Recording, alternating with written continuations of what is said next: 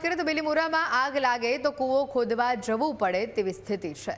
Bilimora fire station પાસે fire fighting વાહન તો છે, પણ એક પણ વાહન કામના નથી।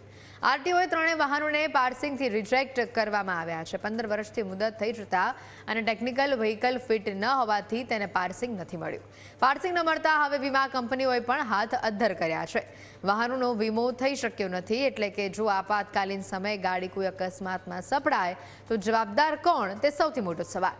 બિલીમોરા ફાયર સ્ટેશન આસપાસના 20 જેટલા ગામોમાં આગ ઓલવવાનું કામ આ જ સ્ટેશનથી થાય છે। વર્ષોથી નવા વાહનોની માંગણી થતી આવી છે, પરંતુ આજ દિવસ સુધી કોઈ જ કાર્યવાહી થઈ નથી। નગરપાલિકા દ્વારા ફાયર વિભાગના કર્મચારીઓનો વીમો ઉતારવાનો ઠરાવ પણ પસાર કરવામાં આવ્યો હતો, પરંતુ આ બધી જ કાર્યવાહી હાલ ખોરંભે ચડેલી છે।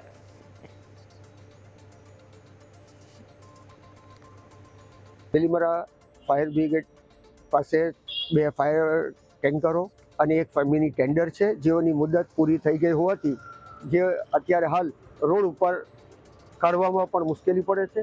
બિલીમોરા શહેરની અત્યારે સુરક્ષા જો કર્તવ્ય કરવા માટે આ ગાડીઓ નીકળશે અને કંઈ થશે તો તમામ જવાબદારી નગરપાલિકાની આવી રહેશે। અને આ ફાયર બ્રિગેડના જવાનોનો વીમો ન હોવાથી સુરક્ષા કર્મચારીઓ પણ અસુરક્ષિત છે। અને આ ફાયર બ્રિગેડ આજુબાજુના 20 ગામો, બિલીમોરા શહેર અને જીઆઈડીસીને આગ અકસ્માતમાં મદદરૂપ થાય છે, જેથી આ વાહનો તાત્કાલિક મંગાવવા જોઈએ સરકારશ્રી પાસે। અને સરકારશ્રી પાસે અગાઉ માંગણી કરેલી જ છે અને અમને એવું જણાવેલું છે કે 180 દિવસમાં આવી જશે, પણ હજુ સુધી આવેલા નથી। હાલ જે અત્યારે ફાયરનો ગાડીનો પ્રશ્ન જે ચાલી રહ્યો છે, એમાં બિલીમોરા નગરપાલિકા ફાયરની બાબતને લઈને ખૂબ ચિંતિત હોય છે। અને કાલના રોજ જ આપણે ગાંધીનગર ગયેલા હતા અને ત્યાં પણ જીયુડીસીમાં તપાસ કરીને